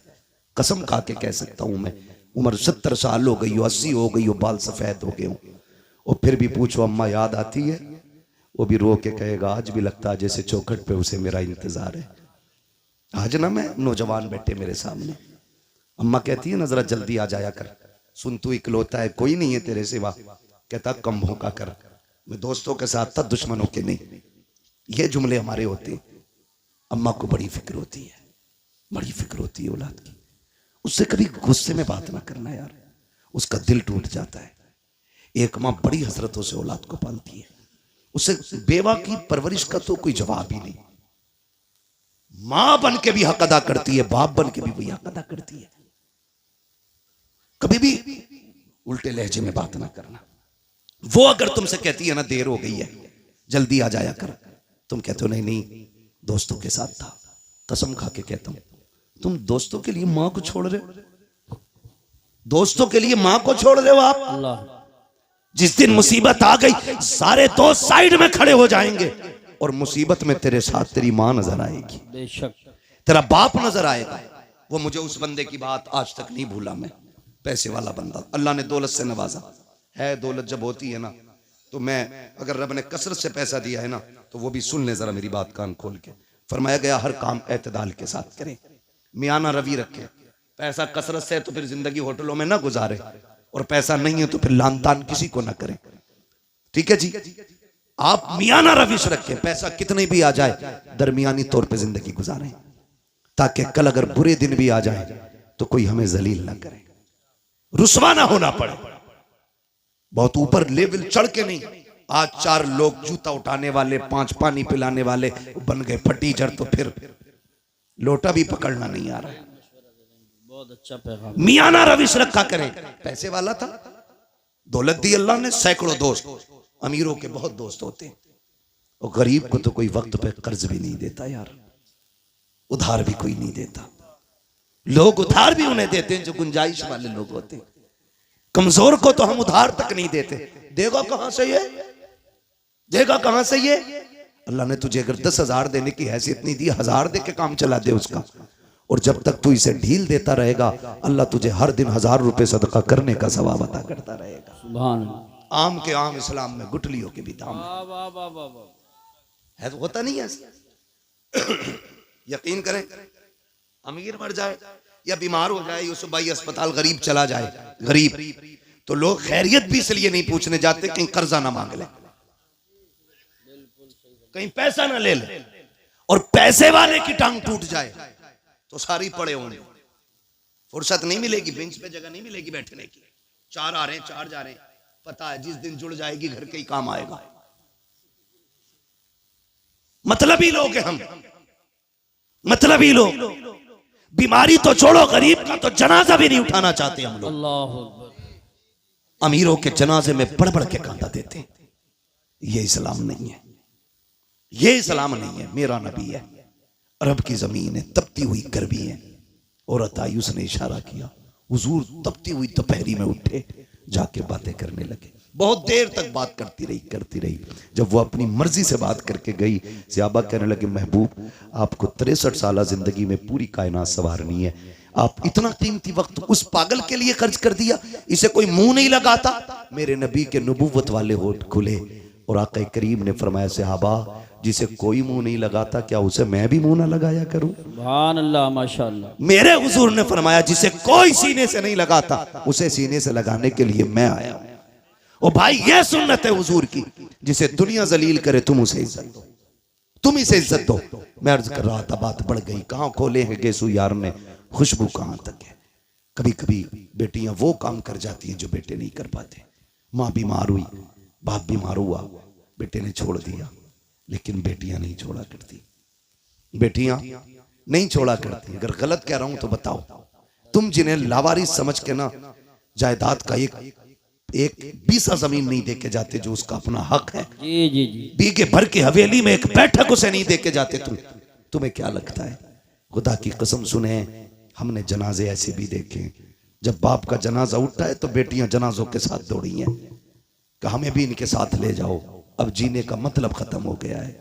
जिसके घर में बेटी है, मैं नहीं जानता वो अपने आप को क्या समझता है, लेकिन इतना जानता हूं, जिस बेटी के सर पे बाप का साया होता है ना, वो बेटी अपने आप को शहजादी समझा करती है, शहजादी समझा करती है।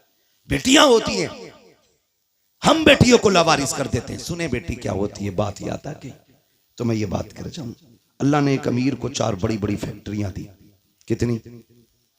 सो गए? खत्म कर लूं? कितनी दी? सारे बोलेंगे तब आगे बढ़ूंगा, वरना मेहनत कर रहा हूं। 4 दी ना? 4 बेटे अल्लाह ने उसको दिए, 4 बड़ी बड़ी फैक्ट्रियां, लेकिन कुछ अकाउंट में भी था। उसको अल्लाह ने बड़ी बेटी अता की। बड़ी बेटी हुई, उसने उसकी शादी कर दी। शादी के बाद कोई समधी से या किसी से अनबन हो गई, ठीक है ना? ये मूज का झगड़ा भी ना हमारी कौम को तबाह किए हुए। सही बात। आज कोई छोटा होना ही नहीं चाहता कि भाई सलाम कर ले, का क्यों करूं, मैं उससे कम हूं क्या? मुहावरा तो ऐसे बोलते हैं, माइक में नहीं बोल सकता। हाँ, मिंबर का भी एक एहतराम है अपना। ये मिंबर रसूल है, इसकी कदर करते हैं और करनी भी चाहिए। मैं नहीं बोल सकता, कहा मैं उससे जाकर सलाम करूं। बहुत घटिया जुमला बोल के मुहावरा बोलते नहीं। फरमाया गया, जो पहले नाराज भाई को सलाम करता है, अल्लाह उसके सारे गुनाह माफ फरमा दे। है ना, मरने के बाद सबको जन्नत चाहिए और जिंदगी में किसी को मतलब नहीं। गलत नहीं कह रहा हूं, मर जाना तो कह रहा मेरे अब्बा बड़े नेक थे, रोज एक गिलास चिड़ियों को पानी पिलाते थे। चल चिड़ियों का पानी याद है, और तेरे अब्बा ने मोहल्ले भर का जो खून पी रखा था वो। मरने के बाद में की याद आ रही है, जिंदगी में जो उसने खून पिया वो नहीं याद आया। अब तो ये चाहते हैं कोई मौलवी 40 में आए और कह दे मैंने ख्वाब देखा तेरा बाप जन्नत में, और ये रहे कागजात। यही बात सही कह रहा हूं मैं अखिल भाई?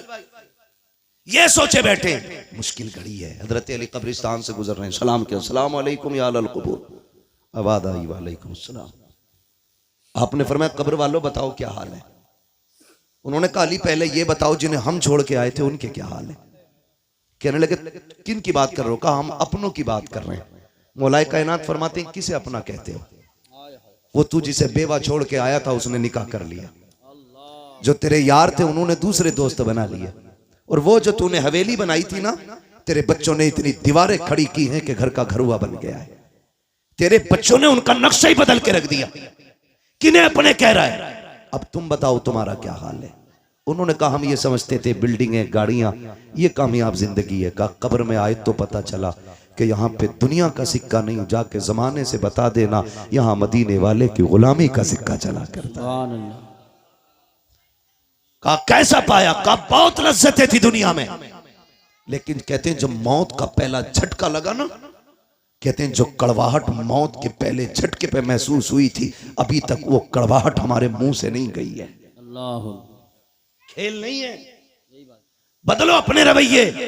वो कहा जब कब्र में आए जो इसने झटका दिया है, कब तक कांप रहे हैं। बरसों बीत गए, अभी तक वो दहशत नहीं गई है जो कब्र ने झटका दिया था। अभी तक उस दहशत को हम भुला नहीं पा रहे हैं। अली जाओ जमाने को बता देना कि तैयारी कर ले, यहाँ पे दुनिया का सिक्का नहीं हुजूर की गुलामी का सिक्का चला करता है। ओ मेरे भाई कान खोल के सुनो, हुए नाम वरबे निशा कैसे कैसे, जमी खा गई आसमां कैसे कैसे। कोई यहाँ दौलत वाला, इज्जत वाला, शोहरत वाला कोई नहीं बचने वाला है। हमें खत्म हो जाना है, मगर खुदारा रवैये बेहतर कर लो, अखलाक अच्छे कर लो। अल्लाह ने 4 बेटे दिए, 4 मीलें दी। मूंछ के झगड़े की खातिर 10 साल बेटी के दरवाजे पे नहीं गया, बेटी से कांटेक्ट ही खत्म कर दिए। लेकिन बेटी तो बेटी होती है। लेकिन देखो हालात बदलने में देर नहीं लगती है। अगर अच्छे दिन ज्यादा नहीं देर टिक पाते हैं तो बुरे दिन भी ज्यादा देर नहीं रुक पाएंगे। अगर बुरे दिन ज्यादा दिन नहीं रुकते हैं तो अच्छों की भी कोई उम्र नहीं होती है। अल्लाह कादिर मुतलक है, जब चाहे तब तब का पलट देता है। कभी तख्त से उठा के तख्ते पे डाल देता है, कभी तख्ते से उठा के तख्त पे बैठा देता है। ये वही कादिर मुतलक है। कभी उसकी जात को ना भूलना, अकड़ने की जरूरत नहीं है। अपने आप को उसके आगे झुकाए रखना, कभी दौलत पे गुरूर ना करना। नाक मूंछ के झगड़े को एक तरफ डालो, हुजूर के सच्चे गुलाम हो जाओ।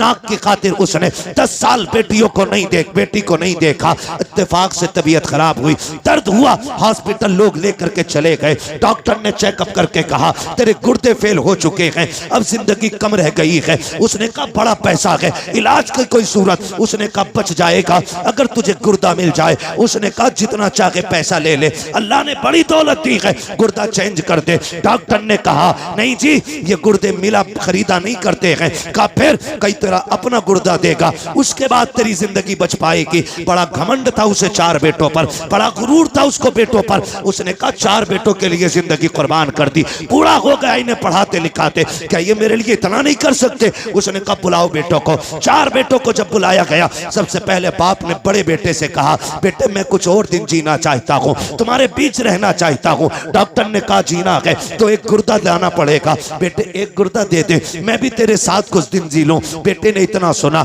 लहजे बदल गए बेटे के। उसने कहा तुम अपनी जिंदगी बर्बाद कर चुके हो, हमारी क्यों बर्बाद करना चाहते हो? हम गुर्दा दे करके अपनी जिंदगी बर्बाद नहीं करेंगे। जब बेटे ने इतना कहा, उसने दूसरे बेटे की तरफ देखा, उसका भी यही जवाब। तीसरे बेटे की तरफ देखा, उसका भी यही जवाब। सबने इनकार कर दिया। फिर आज आंखों में एहसास के आंसू आए हैं। ख्याल आता है मैंने इनके लिए जिंदगी बर्बाद की जिन्हें मेरी एक सांस अच्छी नहीं लग रही है, जिनको जिंदगी मेरी प्यारी नहीं लग रही है। ओ खुदा का वास्ता बाप की इज्जत किया करो, बाप की कदर किया करो। अगर बाप जान भी मांग ले हंसते हंसते दे दिया करो, इसलिए कि तेरी जान बाप की उस रात की कीमत नहीं चुका सकती है जब वो रात को आधी रात में मजदूरी करके पैदल आया आया था, कोई सवारी पे बैठाने वाला नहीं था। थक के आया, तूने मुस्कुरा के अब्बा कह दिया था, उसकी सारी थकन तेरे दो जुमलों से उतर गई थी। बेशक नारे तकबीर, नारे रिसालत, नारे गौसियत, मसलके आला हजरत। वो बाप है। और नौजवानों में तुमसे कह दूं, बाप एक दरख्त है, औलाद एक टहनी है। याद रखिएगा, टहनी कितनी भी मजबूत और हरी भरी क्यों ना हो, अगर जड़ से जुदा हो जाती है, तने से टूट जाती है, तो फिर वो हरी नहीं रहती है। बेशक बेशक, ये याद रखना, फिर वो हरी नहीं रहती है। जो औलाद माँ बाप के साये में परवरिश पाती है, उसके वजूद की नशो नुमई अलग होती है। और जो बाप से दूर रहते हैं, वो जिस्म कभी फल नहीं पाते। बेशक, इसलिए कि बाप का साया ही बेहिसाब बरकत वाला होता है, बेहिसाब बरकत वाला। टूट गया बाप, डॉक्टर से कहा चल यार, मुकद्दर में जिंदगी की चंद सांसें हैं, हॉस्पिटल ले चल, इलाज कर। उसने कहा क्या इलाज करना, गुर्दे फेल, फिर आदमी खत्म। कहा कोई तो दवा होगी। कहा कोशिश करता हूं, बचना नहीं है, कुछ सांसें अगर हिफाजत से आ जाएं। उसने कहा ठीक। भर्ती हुआ, बेटे लौट गए। बाप नाराज हो गया। जब यह हादसा हॉस्पिटल में हुआ ना, तो बात खानदान तक पहुंची, चलते चलते रिश्तेदारियों में पहुंची, फिर ये बात चलते चलते उस बेटी के दरवाजे तक पहुंच गई जिसके दरवाजे पे 10 साल से बाप नहीं गया था। उसके दरवाजे पे पहुंची जिसके दरवाजे पे 10 साल से बाप नहीं गया। उसे पता चला बाप के गुर्दे फेल हो चुके हैं। डॉक्टर ने गुर्दा मांगा गया, भाइयों ने देने से इनकार कर दिया कि कोई अपना ही देगा तब जिंदगी बचेगी। 6 माह के बच्चे को सीने से लगाया, 100 किलो 150 किलोमीटर का सफर करके बेटी हॉस्पिटल आ गई। बाप से नाराजगी है, डॉक्टर से आके कहती फला नाम का मरीज किस वार्ड में है? कहा फला वार्ड में। कहा जल्दी कर मेरा गुर्दा निकाल और उसके डाल दे। कहा तू है कौन? का बस ये ना पूछ, अब तो सब मना कर चुके हैं, फिर तहकीक किस बात की है? मेरा ऑपरेशन कर, तुझे गुर्दा चाहिए, मैं देने आई हूं। बच्ची ने गुर्दा दिया, वापस जाने लगी। कुछ दिन रुकने के बाद जब वापस जाने लगी, डॉक्टर ने कहा बेटी बताना तू है कौन? कहा क्या करेगा पूछ के? कहा अगर मरीज ने पूछा तो क्या बताऊं? कहा कुछ मत बताना। उसने कहा नहीं बताना, मेरी भी जिम्मेदारी बनती है, कुछ तो पता बता के जा, कहां की रहने वाली है? बच्ची ने कुछ नहीं बताया। कहा अगर जिद करता है तो कागज कलम दे दे। बेटी ने एक तहरीर लिखी, लिखने के बाद बंद की, कहा इसको संभाल के रख, अगर निकलने के बाद मरीज खुद पूछे तब ये निकाल के देना, अगर ना पूछे तो दे मत देना, इसे फाड़ के फेंक देना। अल्लाह अकबर। इतना कह के बेटी तो चली जाती है। कुछ दिन के बाद जब उसकी छुट्टी होने वाली है, पूरा खानदान आ गया, चारों बेटे आ गए, क्योंकि अकाउंट में बैलेंस बाकी था। उन्होंने सोचा मरते मरते अब्बा को राजी कर लो, लेकिन बाप बाप होता है, जब बाप की अना पे आ जाती है तो मर जाता है, लेकिन औलाद के आगे झुका नहीं करता है। बाप को यही एटीट्यूड, यही काफी है कि वो तेरा बाप है। खुदा की कसम, जब बेटे दरवाजे पे आके खड़े हुए हैं, सबने कहा था मिलना चाहते हैं, कहा मुझे किसी से नहीं मिलना है। जो लोग खिदमत थे, कहा पहले वहां लेके चलो, मैं डॉक्टर का शुक्रिया अदा करना चाहता हूं। डॉक्टर के पास बाप गया, कहा यार तेरा एहसान है, मेरे अपनों ने तो ठुकरा दिया था, तूने जिंदगी बचाई है। डॉक्टर ने कहा मेरा शुक्रिया अदा न कर, शुक्रिया अदा करना है तो उस बच्चे का शुक्रिया अदा कर जो तुझे गुर्दा दे के तेरी जिंदगी बचा के गई है। जैसे इतना सुना बेकरार हो गया। कहा कौन थी वो बच्ची? का नाम नहीं बताया। कहा कहां की रहने वाली थी? का कुछ नहीं कहा। कहा अब कहां तलाश करूं? का मैं क्या बताऊं? का कोई तो रास्ता होगा। उसने कहा याद आया, जाते जाते एक तहरीर दे करके गई थी। उसने अपने केबिन में जाकर के डेस्क से वो कागज निकाला, ला के दे दिया। का जाते जाते उसने ये दिया था। जैसी उसने उसको खोल करके पढ़ा है, अभी पहली लाइन पढ़ी है, चीख निकल जाती है, जमीन पर बैठ जाता है। डॉक्टर ने कहा यार बता तो सही, इस तहरीर में ऐसा क्या लिखा है कि तू खुद को ना संभाल सका? उसने कहा डॉक्टर मैं वो कमनसीब बाप हूं जो 10 साल से अपनी बेटी के दरवाजे नहीं गया था। ये जो खत है मेरी उसी बेटी का खत है। का इसमें लिखा क्या है? बच्ची का खत पढ़ के तो सुना। उसमें लिखा था अब्बा जी तेरी बेबस और मजबूर बेटी का सलाम, तेरी बारगाह में कबूल हो। अब्बा मैं वो कमनसीब बेटी हूँ, 10 साल से तू जिसके दरवाजे पे नहीं आया। अब्बा मुझे ये नहीं पता मेरी खता क्या है, मेरा कसूर क्या है, मैंने तेरा बिगाड़ा क्या था। अब्बा जी तुझे क्या बताऊं, 10 सालों में जितनी ईदें आई हैं, दुनिया चांद देखने के लिए छत पे चढ़ती है, लेकिन मैं अपना चांद देखने के लिए दरवाजे पे आती हूँ। अब्बा जब चांद नजर आता है लोग मुबारकबादियां देते हैं, मेरे बच्चे भी आके कहते माँ सब ने तो कपड़े पहन लिए हैं, तुम कब पहनोगी? तो मैं कह देती हूँ ए बेटे, जब तुम्हारा चांद दिख गया, तुम्हारी ईद हो गई है, अभी मेरा चांद नजर नहीं आया है, जब मेरा चांद नजर आएगा तब मेरी ईद होगी। अपने बच्चों से ये कह दिया करती हूँ, अब्बा 10 साल हो गए तू पलट करके नहीं आया, ए मेरे बाप तूने 4 मीलें बेटों के नाम कर दी, जायदाद में मुझे फूटी कोड़ी नहीं थी, अब्बा मैं तुझसे नाराज नहीं हूँ, मुझे तेरी नाराजगी की वजह तो नहीं मालूम है, लेकिन मेरे बाप मैं तुझे गुर्दा देने आ गई हूँ, नाराज ना होना अब्बा, मैं तुझे तकलीफ देना नहीं चाहती, ये जो गुर्दा दे रखी हूँ ये तुझ पे एहसान नहीं किया है मैंने, ए मेरे बाप तूने 18 साल सीने से लगा के पाल लिया था, तो अगर जायदाद न दी तो क्या हुआ, 18 साल रोटी तो खिला दी थी, 18 साल बेटी कह के आवाज तो दिया था, 18 साल तूने सीने से लगा के रखा था, ये तेरा एहसान इतना बड़ा है, अगर इसी के बदले में जान भी मांगेगा अब्बा तेरी बेटी हंसते हंसते जान दे दूंगी। मेरे बाप मुझे पता चला तुझे गुर्दे की जरूरत है, बेटियों ने बेटों ने इनकार कर दिया है, अब्बा मैं तेरी बेटी ठहरी, मैं बर्दाश्त न कर सकी, मैं तुझे गुर्दा दे करके जा रही हूँ और एहसान नहीं किया है, इसकी कोई कीमत भी नहीं मांगती हूँ, अब्बा तेरी मर्जी है, ईद पे आना या मत आना, बेटी से मुलाकात करना या ना करना। उसने आखिरी जुमले लिखे थे, कहा अब्बा तेरी बेटी इतना चाहती है, अगर तुम मुझसे राजी हो गया है तो इतना कर देना, जब मेरे इंतकाल की खबर तुझे आ जाए तो बेटी के जनाजे में आकर के शामिल हो जाना, इसलिए कि अब्बा अगर तू जनाजे में नहीं होगा दुनिया कहेगी ये बदनसीब बेटी का जनाजा है, मेरी ख्वाहिश तो ये है कि मेरे जनाजे में सबसे पहले लगने वाला कांधा मेरे बाप का हो, ताकि दुनिया कहे ये बदनसीब का नहीं बल्कि खुशनसीब बेटी का जनाजा जा रहा। अल्लाह अकबर, ये बेटी होती है, कभी कभी बेटे वो नहीं कर पाते जो बेटियां कर जाती है, इन्हीं बेटियों को बचाने के लिए मेरा नबी आया, इन्हीं बेटियों को जिंदगी मेरे नबी ने दी है, इन बेटियों पे एहसान है मेरे नबी का। और मैं कहता हूं मेरी बहन मेरी बेटी, कभी तेरे सर से दुपट्टा उतरने लगे ना तो महबूब की गार के रोने वाली हालतों को याद कर लेना, कुछ भी याद न कर सके तो वो याद कर लेना, तू तो पैदा होते ही मार दी जाती।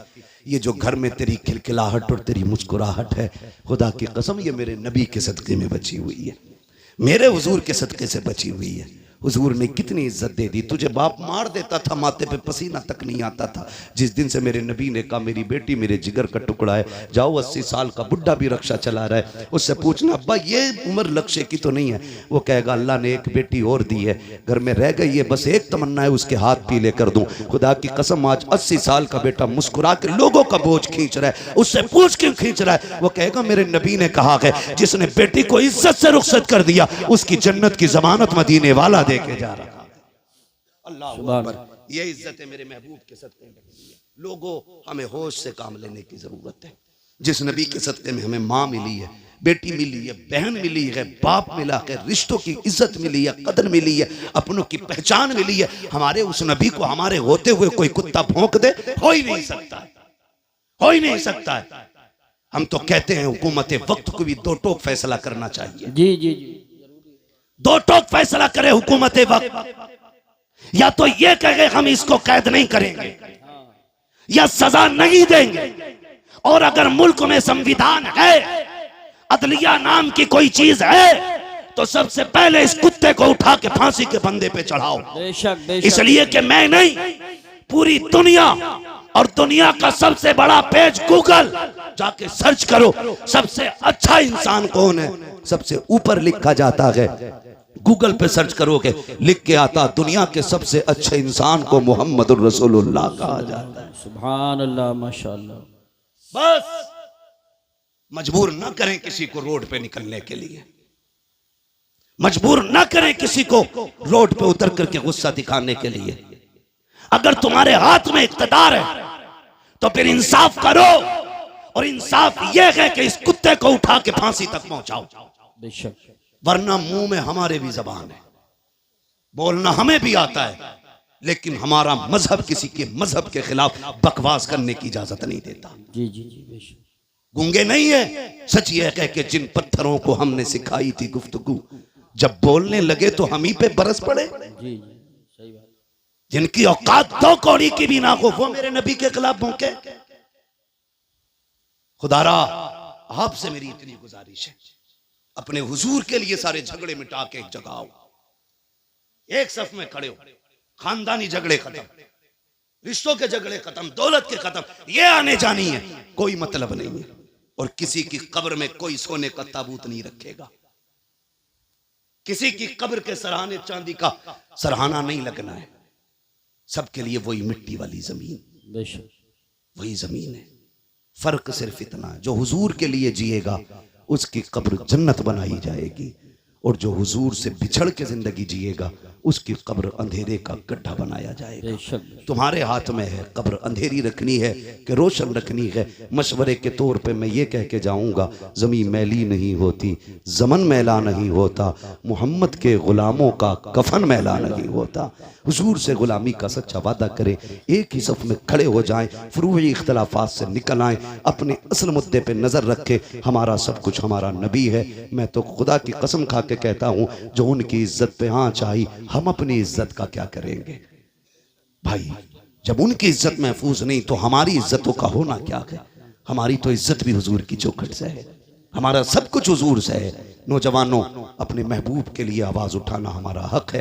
कानून हिंदुस्तान का, संविधान हमें इजाजत देता है, हम अपने मामले के लिए शांति के साथ अपने हक के लिए आवाज उठा सकते हैं। और ये किसी के बाप का हक हुक्म नहीं कि हम गर्दन दबा के रह गए।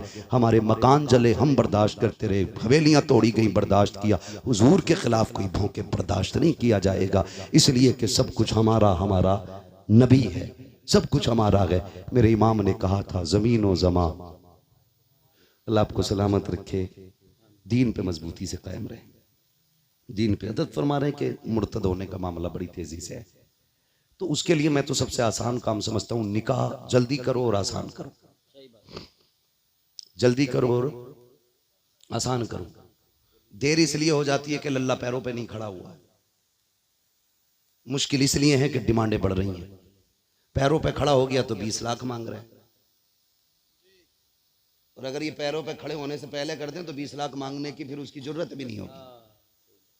शादी के बाद पैरों पे खड़ा हो तभी अच्छा है, वरना इस्लाम का मिजाज तो ये कि बच्चे जवान हो जाए ना तो उनका खर्च बाप के जिम्मे नहीं है। इस्लाम तो ये कहता 14 साल का हो जाए फौरन अलग कर दे कि कमाना ले जा अपने लिए। तो ये उम्रें जो बढ़ा लेते हैं ना, बहुत ज्यादा हो रही है ना निकाह में ताखीर, इसकी वजह से इर्तिदाद है। निकाह मुश्किल इसकी वजह से भी मुर्तद हो रहे। तीसरी वजह है बेगैरती, वो मेलों से लेके मज़ारों तक है।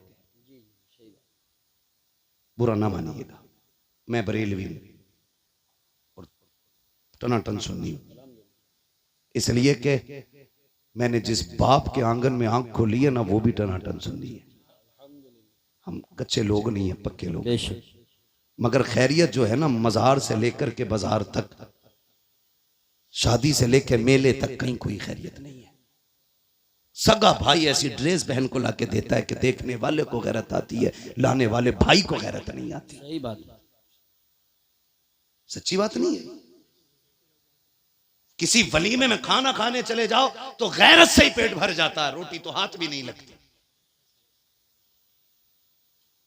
इसलिए कि अब तो वलीमों में वो तमाशे होटलों में किए कि वहीं पे बेगैरत भाई है और वहीं पे बेगैरत औरतें। जी सही बात। कम से कम अगर औरतें पहले होती भी थी तो पहले मर्द खाते थे, बाद में औरतें बैठती थी। और उसूल कितने अच्छे थे, मर्दों को मर्द खिलाते थे, औरतों को औरतें खिलाती थी।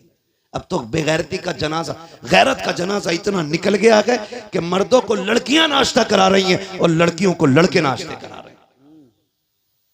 जिम्मेदार कौन इसका? या तुम या मैं, बस हम ही तो जिम्मेदार हैं। मैं कहता हूं खुदारा, हम सब अपने घर में बेटियों के लिए पर्दे और हया को लाजिम कर दें, फिर किसी के घर की बहू बेगैरत नहीं हो सकती है। सुन रहे मेरी बात? हम कितनी सच्चाई जानते हैं लेकिन माइक पे नहीं कह सकते, इसलिए हमारी इशारे में ही मान लिया करो। हमसे दलीलें ना मांगा करो, वरना प्रूफ भी हाथ में रख देते हम लोग। हम अखबार पढ़ के बात नहीं करते, अल्लाह ने आंखें दी है, देख के बात करते। जी जी, कह रहा पहले MBBS बना लूं, सबसे बड़ी मुसीबत है। BUMS करा लूं, फिर करूंगा शादी। BA करते करते उन्होंने खुद बिया कर लिया, खुद बिया कर लिया, BA का नंबर ही ना आया। मैं तालीम का मुखालिफ नहीं, लेकिन एक सवाल तुमसे, तुमने मजारों के गुंबदों के लिए तो कई कई लाख के चंदे दिए, क्या एक चंदा बच्चियों के स्कूल के लिए किसी गैरत वाले ने इकट्ठा किया? बेशक हमारे मजारों पे जो कलश हैं वो सोने चांदी के हैं, और हमारी बेटियां पढ़ने के लिए गैरों के स्कूल में गैरों के रहम करम पर हैं। कौन बचा सकता है हमें? कोई नहीं। सही बात है, बेशक बेशक सही फरमा। अपनी थाली में छेद है, गैरों की जरूरत नहीं हमारे घर में झांक के देख ले। गलती तो हमने की है ना। ट्यूशन के नाम पे कितनी गुंडागर्दी हुई, ऑनलाइन के नाम पे कितनी बर्बादी हुई, क्या ये नहीं हुआ? जाओ, मैं गलत कह रहा हूं तो जाओ यूट्यूब पे जाके सर्च करो। हमारी बेटियों के साथ कितनी बदसलूकी हुई ट्यूशन के नाम पे। किसी को गैरत जागी? कह रहा 10 लाख दिए पीर का मजार बनवाने के लिए। कसम खा के कहता हूं, जा तू सोने का मजार बनवा दे पूरे पीर का, और तेरे 1 रुपए के खर्चे से किसी गरीब की बेटी को तालीम मिल सकती थी या उसकी इज्जत बच सकती थी, तो तेरे 10 लाख से ये 10 रुपए खर्च करना ज्यादा बेहतर है। बेशक। लेकिन हमने जिस तरह मजार सजाए, पीर साहब के घर बनाए, उतने मन से हमने स्कूल और कॉलेजेस नहीं बनाए। जी जी, अपने होने चाहिए, ये हमारे अपने होने चाहिए। बेशक बेशक, सुभान अल्लाह, हमारे अपने होने चाहिए, वरना कौन ऐसा मुसलमान है इस इलाके में जो 1 लाख रुपए नहीं दे सकता स्कूल के लिए? बिल्कुल दे सकते, सब दे सकते हैं, लेकिन हम इतनी हमारी गैरत मर चुकी है, हम बेटे के निकाह में 1.5 लाख के पटाखे फोड़ सकते हैं, लेकिन 1 लाख देकर के बेटियों की इज्जतें नहीं बचा सकते। मैं आपसे गुजारिश करके जानना चाहता हूं, अब तक खूब चंदे आपने दिए या दो, तुम्हारी मर्जी है, लेकिन कम से कम एक चंदा ऐसा भी करो जिसमें हमारे स्कूल हमारी बच्चियों के लिए होने बहुत चाहिए। अच्छा पैगाम, उसमें पढ़ने वाली भी बेटी होनी चाहिए, पढ़ाने वाली भी बेटी होनी चाहिए। जी बेशक। अभी कुछ दिन पहले अपनी मुरादाबाद में क्या बच्चियों के नकाब नहीं उतरवाए गए? लेकिन हम तो मौज में रहे। मेरी तो बाईपास पे आ गई है, मेरी तो रोड पे आ गई है, मेरी तो 20 करोड़ की बिक रही है। याद रख, अगर इज्जत चली जाए तो 50 करोड़ से भी धक्का नहीं मिटता है, और बंदा भीख मांग के खाए, इज्जत बचा के खाए, खुदा की कसम अल्लाह उसकी इज्जतों में 4 चांद लगा दिया करता है। बेशक बेशक, सुभान अल्लाह। करेंगे इंशाल्लाह एक चंदा स्कूलों के लिए, अपने बनाओगे अपने स्कूल, वरना मैं आपको बताऊं, मैं थक गया था बच्चों के लिए स्कूल ढूंढता ढूंढता। मुझे अगर इतनी फुर्सत मिल जाती ना तो मैं तुमसे भीख मांग के स्कूल बनाता, लेकिन मुझे इतनी फुर्सत ही नहीं मिलती कि मैं घर पे भी रह सकूं। आपसे मैं कहूं इसकी कितनी अहम जरूरत है, समझ जाए, अल्लाह करे। आप बहुत स्कूल देखे हमने, मालूम है होता क्या, हमारे बच्चों को दूसरे धर्मों की तालीम दी जाती है बचपन से।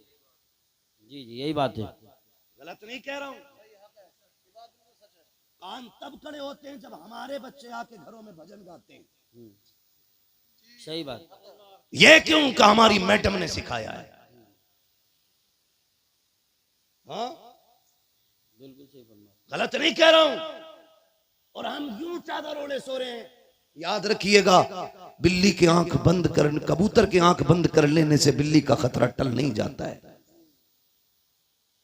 तुम अगर ये सोचे बैठे हो मेरी तो एक ये संभाल लूंगा, तेरी एक नहीं है, ये जितनी कलमा पढ़ने वाली है सारी तेरी बेटी, बेशक यही बात, तेरी बेटियां हैं सारी। इसलिए सबके बारे में सोचना होगा। और मैं बहन बेटियों से गुजारिश करूंगा, खुदा की कसम खा के कहता हूं, तुमसे कोई भी कितना बड़ा सोने का लालच, बिल्डिंग का लालच, तुम्हारी इज्जत का लालच, तुम्हारी शान और शौकत का, खिदमत का लालच देख, मैं कसम खा के कहता हूं तुझसे तेरे बाप से ज्यादा दुनिया में कोई मर्द प्यार नहीं कर सकता है। बेशक। हर बेटी को मेरा चैलेंज है। मैं कहूं मैं अपनी बीवी से प्यार करता हूं, नहीं, मैं उतना नहीं कर सकता जितना उसका बाप उससे प्यार करता होगा। बेशक बेशक। आप रानी बना के रख सकते हो बीवी को, लेकिन ये जिगर का टुकड़ा सिर्फ बाप का होती है। मैं कहता हूं बेटियों से, तुम अगर किसी के धोखे में आ जाओ, गुड्डू सोनू पप्पू के, तो याद रखना 2 महीने 3 महीने गुजरेंगे, तुम किसी बैग में पैट मिलोगी, किसी फ्रिज में पड़ी मिलोगी, नाली के गटर में मिलोगी। तुम्हें मालूम नहीं क्या क्या स्कीमें चल रही हैं। कितनी बच्चियों को ले जा करके बेला फुसला करके मुंबई में किडनियां बेच दी गई, लाशें लावारिस फेंक दी जाती हैं। प्यार का झांसा दे करके मुस्लिम बच्चियों को ले जाया जाता है, उनकी किडनी बेच करके पैसा कमा लिया जाता है, फेंक दिया जाता है लाश को। मैं तुमसे कहना चाहता हूं ये धोखे में मत आना। खुदा की कसम खा के कहता हूं, जो इज्जत तुम्हें इस्लाम ने दी है कोई धर्म नहीं दे सकता, जो मोहब्बत तुम्हें बाप ने दी है कोई मर्द तुम्हें नहीं दे सकता। बेशक बेशक। जाओ तहकीक कर ले। मेरी बेटी मेरी बहन, रब ने तेरे लिए जन्नत तैयार की है, और वो जन्नत जिसमें नहरें हैं, बागात है, इतनी खूबसूरत मौसम वाली जन्नत कि अगर उसका सुराख, जन्नत का सुराख दुनिया की तरफ सुई के नाके के बराबर खोल दिया जाए ना, तो पूरी दुनिया उसकी ठंडी हवा से महकने लग जाएगी। सुभान अल्लाह। इतनी खूबसूरत जन्नत तेरे लिए। लेकिन भाई असल में बुनियादी कमजोरियां होती हैं। जब हमारे बच्चों को बचपन ही से भजन पढ़ाए जाते हैं ना, तो ईमान में मजबूत नहीं रहते। सही बात। फिर वो एक्स मुस्लिम बनते हैं, वो फिर किसी धर्म को नहीं मानते। लोग कहते हैं उससे पलटा, उससे नहीं, गलती हमने की। अपने बच्चों को इस्लामी तालीम जरूर दें, भले ही 6 महीने के लिए मदरसा छोड़ें, दाल खिलाएं मदरसे की। मैं गारंटी के साथ कहता हूं, जो बच्चा 10 महीने मदरसे की दाल खा लेना वो मर जाएगा, लेकिन हुजूर का दीन नहीं छोड़ेगा। ये मदरसे की दाल में बरकत होती है, मदरसे की दाल में। लेकिन हमारे बच्चे क्या बनेंगे जब हम कहते हैं 35 मिनट ट्यूशन कुरान की है और 18 घंटे तुझे कुत्ता बिल्ली पढ़ना है, तो हमारे बच्चे क्या समझेंगे कि कुत्ता बिल्ली से ज्यादा अहम तो कुरान भी नहीं है। जब बच्चों से हम कहेंगे सुन, कुत्ता बिल्ली आए ना आए, रब का दिया हुआ कुरान जरूर आना चाहिए, तो फिर वो आखिरी दम तक उसकी तालीम याद रखेगा। आखिरी दम तक बच्चों को कुरान पढ़ाएं, दीन पढ़ाएं, अपने स्कूल अपने कॉलेजेस बनाएं, अपनी बेटियों की इज्जत के मुहाफिज खुद बने, निकाह सस्ते करें, आसान करें, जल्दी करें, जल्दी करें। एक बात याद आ गई, कह दूं, आपने इतना टाइम अपनी मर्जी से लिया, आप 2 मिनट मेरी मर्जी से भी ले लें। मैं आपसे बस इतना कह जाता हूं ना, कई बार ना होता क्या है, कई बार होता ही है यूसुफ भाई, बराबर का रिश्ता ढूंढ रहे अब्बा, बराबर का नहीं मिल रहा। लड़की की उम्र 25 हो गई, अभी बराबर नहीं मिला है। 25 से 30 आ गई बच्ची की उम्र, अभी बराबर का नहीं मिला है। वो बेटी है, तुझसे कह नहीं पाती है, तू उसकी जिंदगी के साथ खिलवाड़ कर रहा है। अल्लाह ने उस पे गैरत के पर्दे डाल रखे, वरना जो सितम करते हो ना बेटियों के साथ बराबरी के चक्कर में, उम्रें गुजार देते हो बेटियों की, इसका हिसाब बड़ा मुश्किल पड़ेगा, इसका हिसाब बड़ा मुश्किल पड़ेगा। का नहीं, दामाद ऐसा होना चाहिए कि लोग देखें फलां का दामाद आया। अभी नहीं देखेंगे, अलबत्ता मरेगा ना तो सब देखेंगे कि किस हाल में जा रहा है। दामाद ऐसा मत देख कि लोग रास्ते खाली कर दें, दामाद ऐसा देख अगर मरे तो लोग बढ़ बढ़ के कंधा दें, बढ़ बढ़ के कंधा दें। ये असल इज्जत होती है, क्योंकि खुदा की कसम लहद में इश्क़ रुखे शह का दाग लेके चले, अंधेरी रात सुनी थी चराग लेके चले, तेरे गुलामों का नक्शे कदम है राह खुदा, वो क्या भटक सके जो ये सुराग लेके चले। इसलिए आपसे गुजारिश है, बराबरी के चक्कर में बच्चियों की उम्र जाया ना करें।